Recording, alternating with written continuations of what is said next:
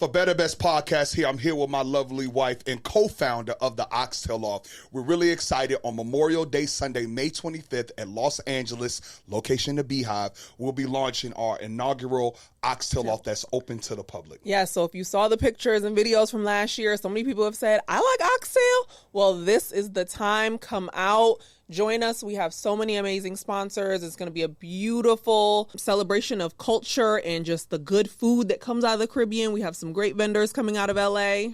And we're really excited to host you all, have you all experience a little taste of that Trinidadian culture that we talked about today, May 25th, the Oxtail Off. The link to buy tickets is in the show notes. So buy your tickets. We'll see you there.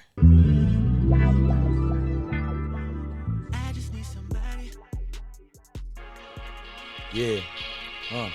What? Is he really taking over the pod? We didn't show him yet. You gotta wait for the beat drop. I got you ready. He said, I don't care. Let's go. Yeah. Yeah. Yo, Shireen the Yeah, kid. I know. She in the club. You got to cut it out. Let's see it. She getting wild out here. Oh, my God. Gordan was there for the early rain The days. early rain, yeah. The 1-0 green, you know. Oh, my God. Yeah, the 1-0 green. Before I was a wife and mother. Jesus, the 1-0 Yo, he already started. Yo, welcome to episode, what number we gonna do this? Man. 29. Episode 29. You got 29 of these? Y'all For Better Best Podcast. No, 28. Okay, 28. We'll go 28. For Better Best 28. Podcast, 28 is it's a good your number. boy, Charles Beloved, and I'm here with my One Oak Green. Is that what we're going with today? Yeah, 1-0 green. One Oak Green. My lovely, phenomenal, sensational wife and host of this podcast, Mrs. Shireen Kirkendall. What's up, girl? Hi. Well, it's not about me today. It's not about you today. That is true. I know. I normally like for it to be about me. It's about us. And I know y'all go, oh, we don't like when y'all have guests. Well, it's our podcast. We're having a guest. This is And a great guest. This is family to us. I will say he's a friend, but he's been there from the beginning. honestly before the Literally beginning. I watched my man get on one knee. Yeah, so I knew about the yes, plan. yes. Yeah, that was good. And he was someone that I wanted to talk to. I was like, your story's so compelling. So I really, really wanted to have him on the podcast. But I'm going to let Charles give your official... The intro, the energy. The official bio. We want to give it up for... Dun, dun, dun. It was G Untitled at one point. Oh, It Jesus was, Christ, my Instagram. you know what I mean? I've been trying to change it. They won't let me change. I got to submit an application to change. It's crazy. multiple. I can't even go through all the awards. This man has won so many awards: Billboard, R&B, hip hop. Literally a creative genius, a strategist. When you think through being able to manage musicians, artists, Songs you know and love. songs, and artists that you know and love. Right now, currently managing Doja Cat. Extremely talented guy. My brother, our brother, Gordan Dillard. Let's give it up for him. Let's give it up for him for Better Best And Pod. he's handsome. Look at this Oh face. my God! Yes, he's a. Go ahead. I lost some weight. Yeah, I'm like, Bro, you know what I you look like. You know what you look like. So, G, we really appreciate you being on the pod, Yeah, man. We you. gave just a slight little glimpse of our relationship dating back to when me and Shireen were actually just dating. Yeah.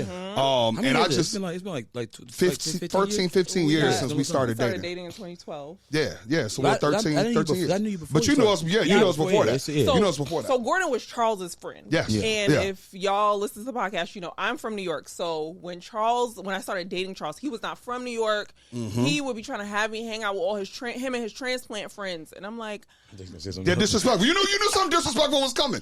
Transplant friends. Yeah, it's crazy. I'm like, y'all are all Transplant friends, cool yeah. and all, but I have my own friends. And Gordan was one of the friends, but we kept up. We honestly, even after we started dating, we kept up together. And then, like, look how God works. He brought us all to LA together. So Yeah. we've continued our friendship journey. Yeah. And I feel like you've been there from the beginning of us, but we've been there from the beginning of you. Yeah, Sure. and Yeah. that was a great transition. And I just want to talk to you. So we met in New York, but talk to me about coming from the West Coast and what even brought you to the New East York. Coast. I mean, it was always music. And with my family, you know, it's like being like a little back and forth between Oakland and New York. It was always like family. And it was just New York just had something that the Bay Area didn't have. And as far as like energy. Yeah, it was the energy, but it was also like, it's like you felt like you needed to do something. It wasn't even like you wanted to. It was like you have to. That's interesting that you say that, because we didn't get our taste of West Coast life until after being in New York. Yeah. And so I was like, wait a minute, you ain't got to hustle like that. You ain't got to be like this all the time. But I felt like coming from Chicago to New York that I was not already, I didn't have that. The New York gave me that additional energy. So you similarly felt like New York was like a nonstop battery in your back. I got to go. Coming from the west to east, then obviously back west. Yeah, and also like because I mean I've watched Mike. I've watched like multiple You want to people. pull it over for him a little bit? I got you. Yeah, it's right here. There we go. Yeah, there you go. There you go. Now you in the game. It was one of those things where like it was just New York just had something. It was just that place like, and every time I was there and in the amount of time I spent there, it was like. It was one of those things where you could like see your dreams, like you know what I mean, but also you could see everyone else's too. Dreams, And it's like, and it was when you ride the subways, when you walk down the street, everybody has a purpose. Everybody's trying to live that purpose out, and you could feel that energy in the city. And it's like, and it was just something so electrifying about that. It was like I couldn't wait to come back. It's like you could feel it when you're about to land. You can feel the energy, like you got to get out there and get it. And so it provided me that, but also it provided the lessons, like the real life lessons, like the ones that a lot of people, they fold underneath. That's why that whole saying, like, if you can make it in New York, you can make it anywhere, because like that city's pressure. Yeah, it's pressure now. I go to the city now, it's always pressure, but it's like if you can thrive underneath pressure, like you could thrive in any setting. That's what New York was for me. Wow, and so that's why I was like, and like when I was finally flushing, like permanently staying there, it was I ain't really have much. I was living in my aunt's basement. Didn't really have no bread like that. I was interning, going to school, and I used to work at Aldo on 47th Street, getting probably like $100. That was my question. You answered my question. My first question was, what was your job before you started doing music? It was Aldo, but he was fresh. Gordon was still fresh. Fresh. Orlando, we're gonna drop a picture of me and Gordon. I have it. Shit, we were still fresh. I would think I was wearing Old Navy. You had like a white with blue striped shirt. We did what we could. We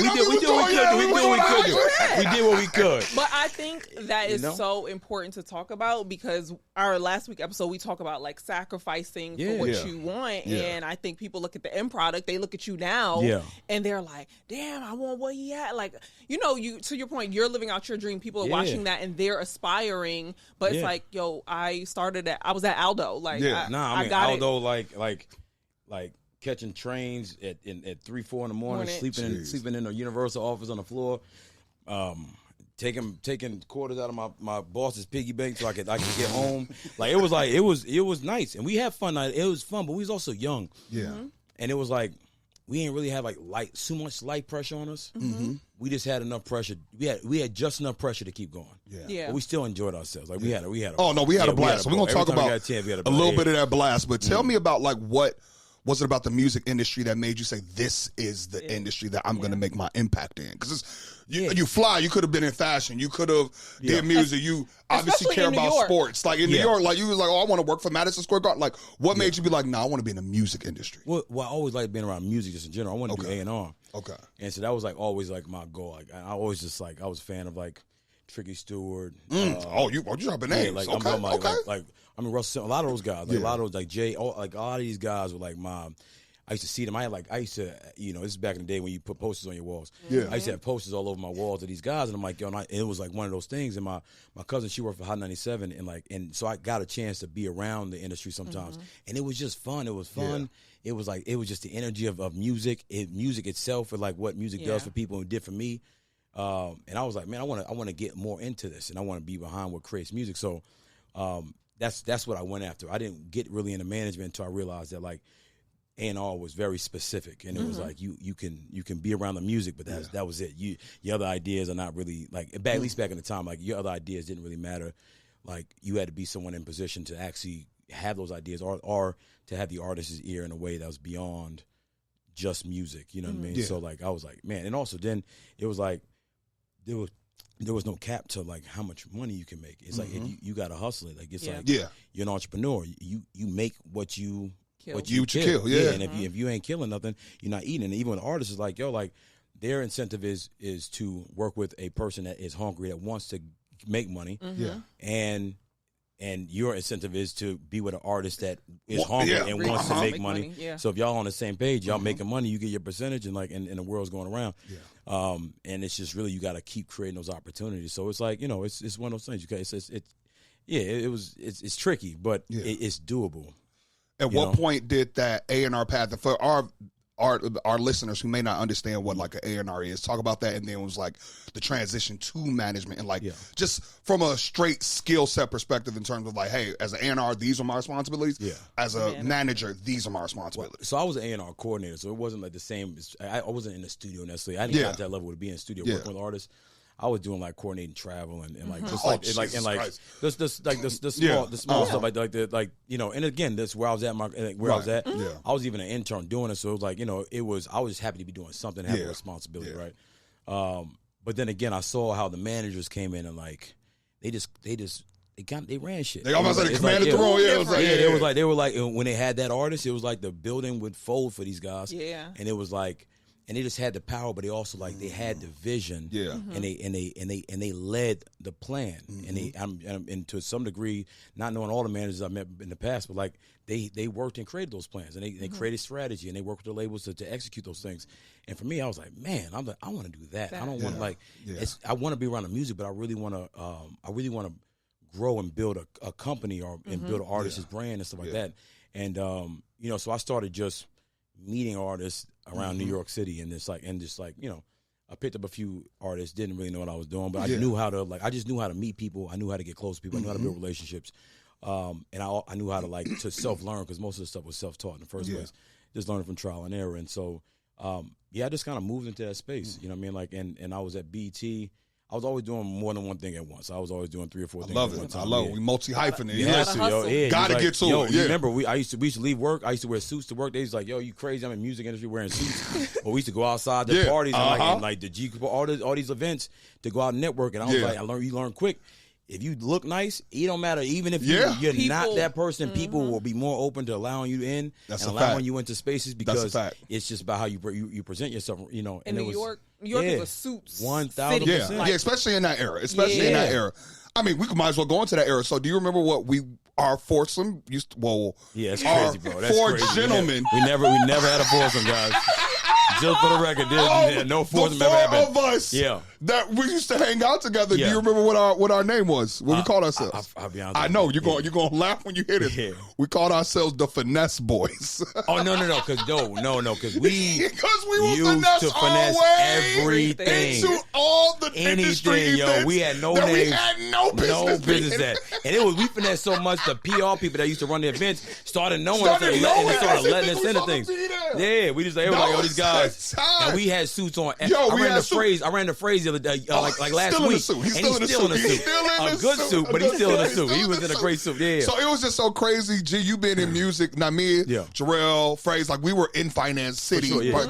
But he would fit in. We would assimilate. And so we were fly. We were clean. And we were showing up to these parties and finding our way, talking to the door people like, oh, we know such, like trying to like we would get ourselves into the rooms for the free happy hours. We couldn't afford to be paying all that. But give it credit. Yeah, we was fresh. No, we were fresh. And we looked like those guys. We looked like the part. So they never. So don't just go to the. Let's delineate this. Don't just be showing up places thinking you're gonna get in looking crazy. Like you gotta play. Gotta have an aura. Gotta have a vibe. Gotta have a swag and the look. Yeah. And then you might be able to get past some of the barriers. Well, I remember you told me, and you probably learned this in this era. You was like, you gotta walk in like you're supposed to be there. You gotta own that. You gotta own the room before you walk in it. Like you gotta be shocked if they say you're not on the. Wait, what? I'm not on the list. You gotta legitimately get yourself to believe that you're supposed to be on that list. And they don't question you. And you also gotta, you gotta give them that New York pressure, because a lot of these girls, they are not even girls, but any people at the, not even just girls, guys too. They see that,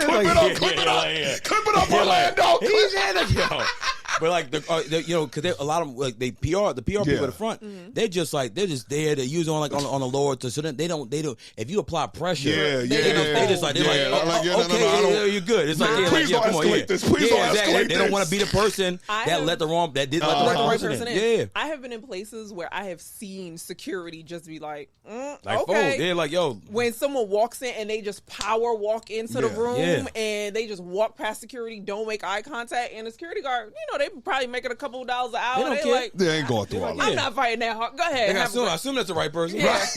You look like you belong here. Yeah. But in that era, I believe your first big breaks were with producers. Yeah, I was working with. Well, actually, I had artists and producers at the same time. Okay.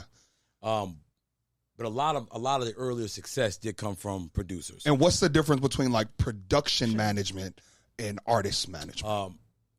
I would never do production management again. All right, and okay. It's not Me, because I don't appreciate, because producers are the heart of music. Yeah. Without real producers and stuff like that, like, you know, what writers write into, Yeah. what an artist singing, like, it's just, you know what I mean, like you need, like, but it's just it's a very tedious job. And at the time I didn't care, but it's like when you do, especially when you're doing like hip hop and rap stuff like that. So you're not like they're massive producers that produce, and like they're not beat makers. But I was dealing with more majority beat makers. Yeah. So like I have a folder of 1,000, 15,000 beats that I have to pretty much know, because like if I'm meeting people like other A&Rs, other managers, stuff like that, And be like, I think I got to send you. Yeah, I got to send you a pack. Ooh. And every night I'm going home and I'm like, damn, I'm just listening to things that may fit for this artist, and I'm sending them what I think they want. So hold on, like, I would have assumed that the producer was the one. Sometimes thinking, they do that, but it's also like, you know, we got to get it how we do. Yeah, So, like, so you got to be ingrained, because if that person is in the studio and you got to keep the 1000%. business moving, you got to understand and they do the it too. catalog. It's a joint effort. Yeah. But it's also then it's tedious about like being in the studios all the time. It's a different process. Yeah. Like, and that business is a smaller business in a sense of like how grand it is. Or you have an artist, you're like you're managing an artist, you're in the middle of everything. You're in the middle of like you're the liaison between all aspects of that artist's career. And your team is also like they're an extension of you. Yeah. And so it's like it's delegating the proper work, and it's also then you know, you leading the strategy. So it's like you're moving a lot of pieces around, and you're managing not just the artist, but you're managing your team, you're managing the operation and the business around it. It's a lot that goes into it. It's like, you know, so it's much different than just working with a producer, you know. And I'm not minimizing again the production side of it, because it's extremely important, but just the business side and managing that side is just a tedious part of it that like I just don't want to do anymore. Yeah. You know what I'm saying? That's just what it is. Now, being someone who has like been around and obviously helped manage some of the largest artists in the world, you never aspired to be an artist? Like, you never saw the light and was like, I want that light? No, you know what I'll tell you? Yeah. I was using I was like, not just a little bit, like, but the Ray roared, that could be for me. I like chilling, man. Yeah. I really enjoy. I'm a super outgoing person, so people may assume that. But it's not like I love like my peace. I love chilling. I love staying on the radar. It's just kind of weird, like the vibe. I tell him that when we first met, Charles said he wanted to be famous. Yeah, that was my goal. I was like, I want to be like famous. Yeah. And I told him, I said, I'm like you. I'm like, no. I want you to know people. Yeah. And I want, when I walk in a room, people be like, who's that? Because she knows everyone. Yeah. But I want to be able to go to Target and also just grocery shop and just chill. Yeah, and just chill. Yeah. Live my life. I don't have to run around with no security. Not like I have to worry about my life. I'm not scared for my life. Yeah. I don't have no issue. Like, it's like people not like haunting after me, at least not that I know of. Right. You know, hopefully y'all not coming for me. But it's like it's those things. It's like, it's, you know, and also I because I work around the artists, I see what they have to deal with, and I don't envy them. But also that's the life that they've chosen, and like and it comes with a lot of perks and benefits. Yeah. But it also comes with the other side of it that's not so pretty, and I see the struggles that go with that. Yeah. And I just don't have to deal with those struggles. You know what I mean? And maybe like a super small scale, but for the most part, like I'd rather roll underneath and let the work speak for itself, and not like have to be like, look at me. You know, and then you live a regular life. You know, that's dope. That's my thing. Yeah. And I think you get to lean more into the strategy of it, right? Like 100%. I feel like when you're the artist, you have to kind of be front and center, and you always have to be thinking about you and your appearance. And I feel like you get less time to focus on the work. They lean on someone like you. That's why you have a team. Yeah, to focus on the work. And I feel like for someone like me personally, I'm not an artist, but I love the day-to-day, like the strategy, the building of it. I'm like, I wouldn't want to be in front of the camera. No, like we doing a rollout right now. I'm excited every day. They're like, why are you so happy? I'm like, this shit's fun to me. I you know, necessarily wouldn't be on the other side of it, but I'm saying like the it's just fun. It's exciting. It's to build something and then let the world receive it. And then when they receive it the way it's intended to be received, it's like and they feel great about Gotta it. be and like, magical. it's a work. It just feels good. It's it's like doing a project and then like you finish. Like it's like when you're a kid, you go home, you do remember like the little school projects. You go home, you got to build shit, and then when you come back and it's like people are like, oh, it looks great, Yeah, and or it looks terrible. It's like but like hopefully they. I wasn't an artist in that regard, Yeah. G, so I can't resonate with that. But like on stage when I was doing theater, and it was all of the practice, all of the hours, all of the line memorization, and then I get out there and I get my full standing applause. That you would assume Beloved. Can I talk my shit, G? You would assume that it was going to be a standing ovation after Beloved performance. You would have transitioned from management to artist. And it was. He was like, yo, he made it out there. They was like, Charles. It's like, Y'all are ridiculous. He's like, Wait, so Go ahead. you're in New York, you're hustling, you're finding folks to manage. What brought you? Because Wow, that was my next question. We're on it. We're kindred spirits today. Can I get a hot I felt left out. I didn't want to. Because we all kind of transitioned out of New York around the same time. So what brought you back west? What? It was an opportunity. Okay. There was an opportunity that came across. I didn't want to move back. I didn't want to because I felt like when I moved, it was actually like the thing that needed to happen, but it's the thing that because I felt like I didn't want to leave New York because I didn't achieve what I wanted to achieve in New York. Yeah. And so I was like, damn, I remember like it was some party we had and I was I don't know if he was there, but it was like Long Island City, and I remember sitting off and looking at the view and the sun was setting, and it was like the next day I was leaving or some shit like that, and I was like, man, I failed this city, and I'm like, I didn't make it, and I was like, and I didn't want to leave because I was like, wow, that's it felt crazy, and I was like, man, like I'm like, you know what, I said I spent all these years and I didn't get what I wanted to get done in the city, and I'm like, this is like, it felt like to me I was quitting because I didn't see that there was other opportunity on the other side.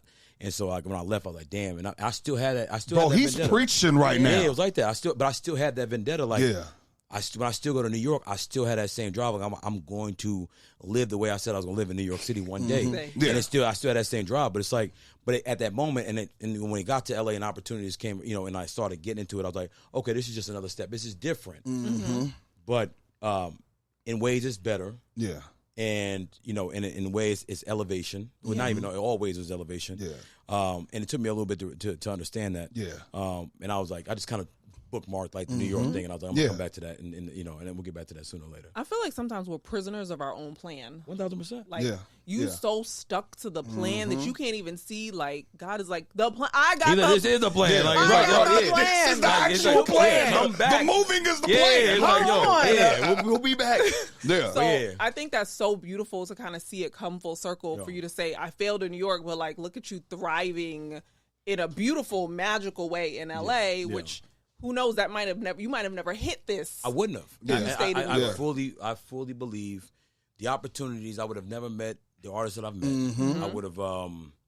It's just a lot of things would not have happened. A lot of things wouldn't happen. And so but also I don't really question like guys. We know that about you. Yeah, if it's something in there, I'm like, I'm gonna go for it. She is locked in. I just have faith. I'm like, it's going to just work itself out, and we're gonna make it work. But I feel the same way about New York. Like we left New York because y'all killed. Let me give y'all flowers for a second. Here you go. I said it. He said it was a joint pod. It seemed like it was a perfect time to do it. Man, you guys, by the way, have. Because I saw it all. We talked about the ring. Yeah. So there was like, you know what I mean? Like the planning, the restaurant. When you walk there, I did the whole thing, plan, the whole engagement. But also from moving to LA, from having your different jobs, and you were in San Francisco sometimes, y'all spread out to getting your first house that was way the fuck out there. It was like, I'm like, man, going to House of Barbecue was a dedication. It was like, they ain't got flights. Not too much. Not too much. Nobody cut your mic. No, but it was a beautiful home, and also, you know what it was? You guys always built community around you guys. Always. You guys still do that. It's like you guys have that uncanny ability to build community around you guys, and everybody loves y'all. Y'all like the parents. Y'all like everybody's parents. Y'all like everybody's parents. You'll say it's like, yo, we going to the we're going to mom and dad. It's like that. Yo, we go to the house. Everybody comes and you guys host everybody well. Yeah. You guys open your house for everybody. But back to like you guys, and you say we're going bigger. Yeah. And you went bigger. Yeah. And you guys put everything on your back. The way you travel, I feel like you own an airline at this point. I need to. I need an investor. G is gonna help help invest in my airline. Yeah, listen. I'm like, well, it's a sacrifice. You talk about sacrifice. Absolutely, yeah. I watch, and I know people watch your guys sacrificing what you guys, and you still manage to take care of your parents. You still manage to take care of your kids, your beautiful kids, by the way, and you're going to get a girl next. Thank you. And Thank you, brother. I know I'm praying for you, brother. It's like, you're going to get a girl. Sorry, Shireen, you are here. But you going to get a girl, too. He's like, it ain't just he getting a girl. But it's like, but it's just watching you guys grow a family. I'm like, when I find have that time to have a family, I'm like, I hope it's in the same arena as what you guys may have built for your family. So I'm proud of y'all, man, as a friend. No, that was God. Give it up for my brother, man. That was beautiful. Brother and sister. That was beautiful. That was beautiful. For sure, man. No. So go ahead. No, you go. I'm trying to cook on this artist stuff. So talk to me about when you feel like you got one. You know what I'm saying? Like, what are like the intangible things that you're looking for when you are like, okay, this is somebody that we can put together a plan for and actually succeed with them? This is the craziest thing ever. I've never looked for one. I've never looked for an artist. Wow. I've never once went out and looked for an artist. I don't, even to this day, I don't look for artists. They just kind of. No, it's you know what's crazy? It's always been, I always say to people, I'm like, yo, like, when you're going down the right path, you don't have to force it. Yeah. I agree. Like, you'll feel it. You just have to pay attention because there'll be things that are positioned in front of you that seem like it might be random, but they're not random. You just gotta follow you. You gotta have faith. You just gotta go. Yeah. And it's been like that with artists. I remember I managed this one kid, Gallant, and I was like, and Gallant's an amazing artist, amazing singer, and I was a big fan of his. Yeah. And I was Wallace actually. So my friend Wallace, he actually introduced. We were going to a party, and I was like, man, I really want to find this kid Gallant. I'm like, he's super dope, and I was hearing that, like, I'm like, he's looking for a manager. Yeah, and so I had reached out to like his agent at the time because he was like handling the meetings for him, and I reached out to him, and me and him had a talk and a call, and I'm like, not that I didn't vibe with him, but like I couldn't feel his energy on the phone. I was like, nah, I don't know if this is gonna work. Right. And I was just new out here, and I was a maverick at the time, and I'm like, I gotta find this kid, and so I just wasn't forcing it. I went to Lemon Pepper Wet. There's a party. Oh, yeah. Okay, you was in the streets. Yeah, it was this wasn't no industry party. You was outside. We was definitely outside. We was definitely outside. But we go to this party, and I'm talking to Wiles. I'm like, man, I got to find this kid Gallant. I'm like, I had a call with this guy today, XYZ. And literally, we're sitting there talking, and this nigga walked right past me. Jeez. And he was like, and I was like, so I grabbed him up, and I'm like, I just talked to your agent and that, and we just started talking. Like a week and a half later, I was managing Gallant. Wow. But it just didn't happen that way. I was at a show, this kid Aaron Ray I was working with, I was at a show, and he just happened to be an opener for this art. I forget what show it was. And I'm like, this kid is he is insane. I'm like, he's still insane. Like, the kid is extremely talented. Yeah. And so I was like, man, I gotta find this kid somehow. And another coincidence happened. It got thrown in my lap. Yeah. And it just was there. It's like, same thing with Doja. I was with somebody at the time, and we had like broken up. Yeah. And I ended up having to go. Like, she went somewhere else, and then we were supposed to go on a trip together. And I ended up going to Miami. And because my friends were like, yo, come to Miami. Don't go back to LA. It's sad out there. It's Christmas time. I'm like, man, I got back, and it was no one in LA. I'm like, LA in the Christmas time is like, it's an empty city. It's like, damn, this is where LA. Ghost town, because it's all transplants. This is where LA really is. I'm like, maybe that's a really good time to go find somebody in LA that's a real person from LA. Because none of us are there. We are all going 2 week. It's 2 week breaks for all of the transplants. Everybody like, yo, I'm going. So I was like, let me just go to, they were in Miami. I was like, let me just go to Miami. So I went to Miami and to Link, and then I met this guy, Yeti, and he just happened to be friends with the friends we were all with. And me and him just caught a vibe and caught up. And I didn't even know who she was at the time. He was like, yo, I have this really cool artist that I'm looking for a manager. I was like, oh, shit, well, I'm over at Marriott, blah, blah. And he's like, I want to play some of my stuff. And so I got home, and we just started, like, talking, and then I started hearing her music. I'm like, oh shit! I'm like, this girl's actually fire. And then me and him started just kind of vibing, and then and then we started working alongside of them for a little bit, and that's how that whole thing happened. But it wasn't a forced thing. I never was looking for it. You know what I'm saying? Like, it's like, so yeah. So the answer is, like, when I do find dope artists, it's like artistry is 50%, and the business is the other 50%. But 100% has to be given into it. So, like, it's, I always call it a 200% because each person has to give 200.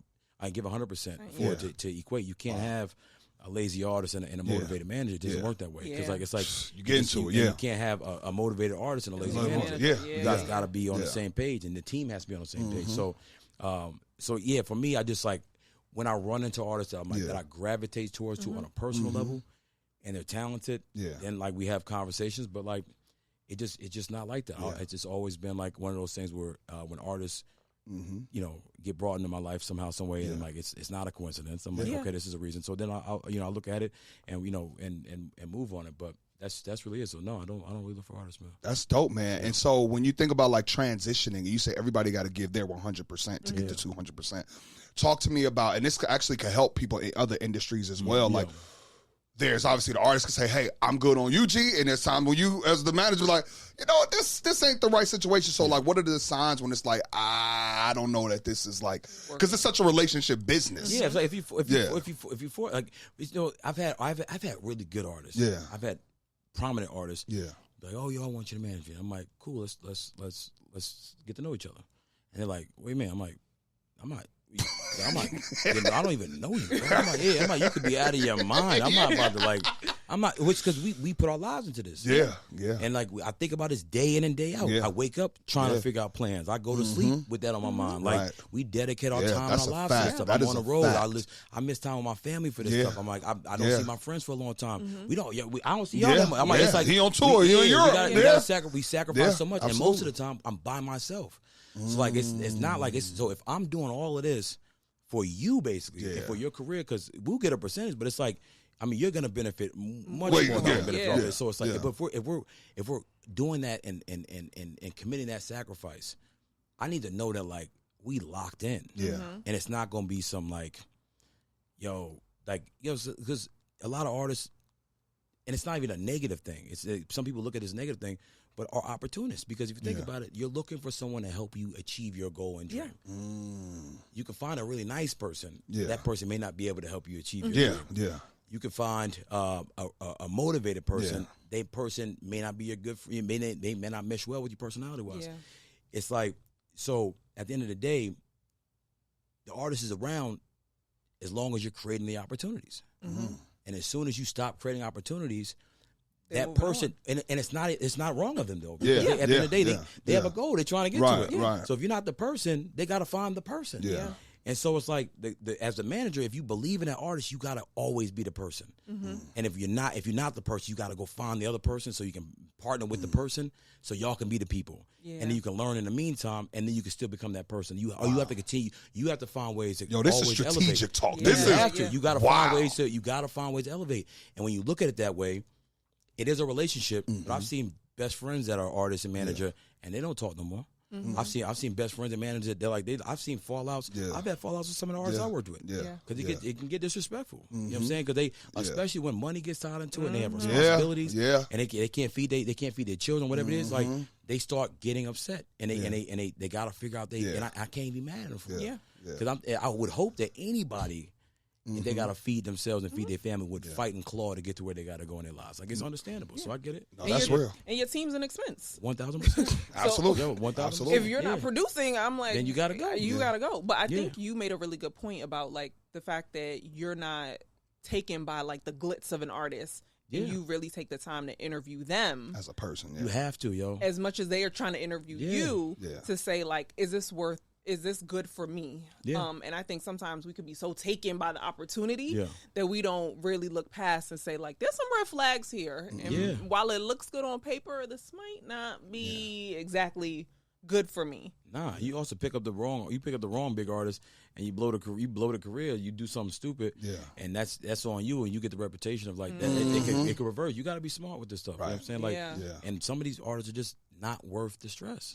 I didn't even think about some of the business. Some of the business is not worth the stress. Like it's like when you really cut it down and think about it, man. As you get older, it's like, what are you like? Then you start to question your sacrifices. You were talking about that book. It's like it's real big. It's like what are you doing for yourself? And how much of your time are you pouring back into you? And then like are the things that you are sacrificing, are these things actually pouring into these things? These people, do they actually care about you? If you drop dead today, are they going to He went there. Friendships. Yes. So can I do it? Can I do it? Can I do it? You can do it. So like we're 10+ year friends. That's hard to do. It's a very hard thing to do. I don't right? have many of them, man. And so, especially when you get to this level. Exactly. Of Thank you, baby. We here, yo. Me and Shireen never really like here. Like we here. I'm touching her thigh. I'm touching her thigh. Thank you, Orlando. I'm glad you like that. They here today. They locked in today. But like. We came up together, but we both came up, right? We're not doing as well as Gordan. I want to be very clear. We got the AP. Nah, they are doing. Listen, you got to we doing his chain is like his necklace in. Don't tuck your chain in. Don't tuck your chain in. But like the friendships with your elevation, where you've given us access to stuff. We ain't gonna act up. Yeah. You understand what I'm saying? Yeah. But I'm like there's people that you like in your role. It's like I can't. Nah. And I'm sure that's made people feel away, for sure, or that has ruined relationships. And you get the "you changed" tag. I love that tag, by the way, because I agree. No, I have changed. And so talk to me about they changed too. And the fact that you haven't changed is the reason why we can't be friends. So he already answered the question. It's real talk. Talk about it. It's like again, it's a matter of look, man, like. There are people in your life. I tell people this. There are people in your life. You only get a group of real friends. Mm-hmm. The others are around, for a time and period, and that's fine. Some people are around for particular reasons or whatever. Yeah, seasons, and some people around for reasons, and that's okay. As you elevate, some people are going to be genuinely happy for you, and some people are going to be envious of you, and some people are going to be jealous of you. It's like it just is what it is, and you can't even fault some of those people. I've had friends that are mine that are like, I feel envy off them, and I'm like, and I sit down and I talk to them. Don't I say this all the time? Yeah, we had envy is an involuntary emotion. Yeah, I can love you, be happy for you, and still be like, yo, damn, why it's not me? No, you can because because everybody got a life and everybody go through things, and also like there's people that don't really like. For example, you guys know what I've gone through and and my sacrifice. But there are people that are like, yo, like why, like what did he do? And I'm like, and it is. I don't care about those things, but like. But envy is a really. I mean, look at Selena. That's envy, and jealousy. You know what I'm saying? Like there are, but you got the energy you keep around you has to be pure. Absolutely, right? It just has to be. And the people you around you gotta. I'm trying to the best way to put it, but. Not everybody gonna be able to come with you. Yeah, that car gets everybody can't go. That's what Bridget would say. It just is what it is. You know what I'm saying? Like and that's just the way it is. And like it hurts to break. Because I've had friends that are like, I'm just not that cool anymore. Yeah, I have like close friends that are like, I'm like, we're cool, but we're not as cool as we once were. Because I can't bring them into certain environments because my livelihood is at stake. Yeah, and and when you bring certain people that embarrass you with those things and they do things on your name, you got to be like, yo, you're my boy, right? But I gotta keep. We can go hang out at the crib. You can do all that. Like when your ignorance is allowed, right? When the business is business, I can't bring you. And I've had to. I have had friends and conversations with some of my best friends about some of the ways they behave, and I'm like, and like I want to bring you into these rooms, but you got to act like you've been here before. You got if you don't know what that is, let me help you. But like I can't, you can't embarrass me in these spaces. Right. And so sometimes like it's just easier to go alone, and a lot of times I do go alone. Yeah. And I feel like I know a lot of people. Yeah, I feel like I have a small group of friends, and I think like. And I have a even smaller group of people that I call on to. Yeah. Because you just like it just gets crazy, it gets weird. Absolutely. And like and some people will understand it, some people won't. Yeah. But at the end of the day, look, if they can't understand it, then they're not my people. You know what I'm saying? Like how we don't talk all that much. No. You know what I'm saying? Like but I watch you guys. Yeah. I'm always paying attention to what you guys are doing. Yeah. You know what I'm saying? Like, and I'm always super proud of you guys. Yeah. And when we get moments like these or like whatever the case may be, we always show up for each other. We're there for each other. I was at y'all wedding. Like, it's like, this is my guy. And that's what I was going to say. I was like, without talking every day, I know that if I need, literally, 100%. If I call Gordan, he's going to answer the phone. He's going to call me right back or shoot me a quick text. Y'all like, was married. Y'all hit me out of the pair of the mic. Boom. It's whatever y'all need. And to me, in our 30s, like, that's what friendship is. Yeah. It's understanding. You know what I mean? Too. It's understanding. You know what I mean? Like, it just is what it is. It's bro. To your point, it is understanding because we understand that you are super busy, right? So we invite you to our stuff. You may come, you may not come. I be trying to, too. Yeah. But we never hold that against you. Sure. We understand that Gordan is busy, so he might say yes, but by the time the day comes, it's really a no, and he don't got time to tell you that it's a no. Yeah, because he's on a plane to Spain. So I do think a lot of friendship. I know my audience. I'm like, yo, I'm in pain, not in Spain. But I think friendship is, especially at this age, is knowing that people have other responsibilities that are more important than you and giving them grace. And meeting them where they're at. But also, I don't want to see my friends every day. Because if I'm seeing my friends every day, you call me, that means you ain't doing shit. And I'm like, and I don't want to be around people that's not doing shit. Because that means we ain't got nothing to talk about. It's real talk. I'm like, my closest friends, I don't talk to them all that often. Like, we have a group chat, we keep up with it. Not everybody responds at the same time because we're doing different things. But I'm like, if you got too much time on your hands, you're not the person I really want to be around in the first place. I don't want to be the smartest person in the room every time. I don't want to have to be the friend that has all the connections all the time. Like, I would love to be around people that, like, they put it on the bill. Like, it's like they don't need shit from me. Like, it's like those are, it's like that. But also, at the same time, you gotta have friends that are like I have friends that'll put me in my place when I do something wrong. Or like if I lose my cool or get my head. And the same thing with us. Like we keep each other accountable for not only the group but ourselves. And it's like, I just have no interest being around people that want to gossip all day, that want to sit there and talk bullshit, that want to do things that are not productive. It's just not what we ain't got time for it. We ain't got time. If you got time for that, like I'm like you, like I just don't have time for it. And when I'm not doing my work, I want to be around progressive conversations. I want to talk about family. I want to talk about things that are like that are moving us forward. All that other that drama, that shit just moves us backwards. And then also just get your name wrapped up and shit. I'm like, and that's why I like to keep it low. Keep your name clean, bro. You got a few people. And so like your focus on work and stuff that you have, that has obviously helped you monetize and create a beautiful, amazing life. What was the moment where it was like, yo, I'm doing all right? Coming from literally like nothing, right? Like what was the moment like, all right, I'm doing okay. Made it. Yeah. You know what's crazy though, bro? Like I don't. The moment I'm like, you know what? I'm in a good place. But at the same time, that moment has also drove me to like go even harder. It's like, you know, my mother, she's down with Alzheimer's and stuff like that. So that's been like a tough thing for the family. But it's also extremely expensive. Like her bills are double what mine are every month. And it's like when I was able to pay her bills and like I'm still able to like you know what I'm saying, live my life. It's like cool. At the same time, I'm like, I can't even afford to slow down. Because people think a lot of money is being generated. And like, you know, I have partners that think like that. It's like, you know, people don't, it looks and it looks a certain way, but it's more like money, more problem. Right. But it's more money, more problem. But also like your lifestyle increases, right? And with an increase of lifestyle, because you want to live, you ain't gonna like you don't want to live the same way if you're doing more. Come on, you want to touch and feel whatever. You want to take family trips to Dubai and shit. You want to be outside, you want to wear Bottega shoes. You want to do these things. Sharice curly wear Bottega. Sharice curly wear Bottega. I'm gonna go look at it. Call it out. It's like you want to be able to. You want to feel good. You don't work this hard and sacrifice this not to feel good. Not and not let nobody tell me I can't do that. Or maybe feel bad for it. But at the same time, it's like now because the everything is more. Everything is just more. Every day a family members ask for money. It's like and it's like and I'm a good person. I help everybody out. But that just means that now the weight on my shoulders is much more than people can probably imagine. They just see the night shift. I'm like, nah. If I slow down and start working with everything that happens right now, I may last a couple years. And that's not enough. You know what I'm saying? So it's like the reality is, or something else got to go, and I'm not ever not going to take care of my family. You know what I'm saying? That's not happening. I take the shirt off my back for my family, right? So it's like, in order to make sure they're good, I gotta keep going. So it's like that's another thing with the friend thing. Is like, so with me knowing that, I cannot sacrifice something trying to mess up my business because it's not about me anymore. It's about my family. So many people depend on me. So many people, the people that work for me depend on me. My artist depends on me. My family depends on me.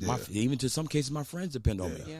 And taking all that into account, when I wake up every morning at 5 o'clock, that's what's on my mind. I'm like, yo, I can't slow down. I cannot waste this day. I can't waste this day. I can't waste this minute. I can't give up. If I give up, it's like it's harder. It's harder. And I think successful people, even when you've hit you've hit the thing, you've hit the goal, you've done the thing, I feel like we're always like, okay, what's next? So what's the new thing that I'm going to do? And I was young, and I remember I had a friend, and I was talking about, like, at this point I was making good money. They did not go to college, so we were living very different lives at that point. And I remember I was saying, I'm looking for a new job. I want a new job. And they were like, you want to do more? And I'm like, I just can't even you can't conceptualize how I want more than I have. And I can't conceptualize not wanting more than I have. I don't get it. When I see people that are not doing shit, I'm like, I just don't understand. When people talk to me, I'll be like, I don't even know where you. I'm like, you an alien? I'm like, what do you do now? I just don't get. I mean, I'm not serious. I understand people. Some people want simple lives. Yeah. And I listen, and I like that for people. If that's what they really want to live and how they want to live, that's completely fine. That's different. You don't have to chase everything. Yeah. But for people that want to actually experience life in a way that's like free, and free is like to me, free is financially is like when you're free financially, you can do things and you can take care of things that are and it's like, and that when they say it work, you gotta work. You gotta work, and it's like I don't understand how some people can get up every day and just not get shit done. Or we don't even speak that language. Like it looks crazy. It looks crazy. Yeah, it's like I'm not Chinese. I don't speak it, but it sounds like it. Yeah. It's like it's almost the same. It's just I don't get it. Yeah. And for me, it's like. And I also don't want to be around it. Yeah. Because that energy is negative, is bro. True. And it drains you. 1,000%. Yeah. And I feel like you end up feeling judged because they're like, you're doing a lot. And it's like, I'm like, you sure I'm right? And close that door on them. I'm like, I'll see you never. It's like, yo, that's it. I was talking to CJ one day and I said something about money. And he was like, well, if they just go work harder, they'll make more money. And I said, but it's the truth. All right. Now, CJ, y'all started that R&B house party. Yeah. And that was just it was a small party. Small little and y'all party, went around, y'all took that people. around the world. Yeah. And y'all remember we used to have conversations. I'm like, y'all gotta say, you gonna say it one day. And y'all sold that, and it's like, and y'all became, and you always got something else coming. You got an Oxtail Off. Y'all turned something y'all love doing into a thing. Yeah. People buying tickets to go eat, and I send me a plate. People buying it's crazy. It's like, but but that is exactly what we're talking about. Yeah. You guys saw an idea, and you were persistent and consistent with it, and you haven't let it up, and it just keeps getting bigger. That's what consistency is. You ain't gotta be the best at it. You just gotta keep going. Persistence, consistency, and we're about to get out of here, but I just want to give you your flowers. He's done our great flower thing, but I'm gonna take you back a few years ago. We were Gordan, y'all, has ruined Coachella for me because I haven't been back because Gordan invited us to Coachella. And the one time I went to Coachella before that was Beyonce, which was just like #1 classic live performance I've ever seen in my life. So let me just be very clear. But then we go with Gordan. Gordan invited us, and then he's like, oh, just call me. We get on go-karts, and then we go back of house. Gordan, well, you were pregnant, too. Gordan invites Charles, and Charles is like, Gordan, I cannot come to Coachella. Shireen's 8 months pregnant. Yeah. Unless he's like, I don't even be asking for VIP, but unless it's VIP, like, I can't have my wife walking through Coachella. He was like, don't worry, I got you. And then you don't hear nothing because Gordan's busy, right? 2 weeks later, everything's set up. We getting go-karted around. She getting food back at house. I'm like, I want to see Doja. So he was like, okay, come on, like snap, like come on. We big entourage, follow him around through the front of Coachella. Now, obviously this is like 3-4 years ago now. We got our VIP access before, but this is like new for us, and we go front row. They have it blocked off. So you're literally front row at Coachella. Gordan's like, I'm like, Gordan, where are we going to stand? He's like, don't worry, I got. I'm like, okay, I'm going to trust you. And I couldn't even conceptualize that there's like a little pit in front of all the people, right? It's ours. So 100,000 plus people out there. And when I watched that performance, you said consistency breeds, continued growth. Yeah.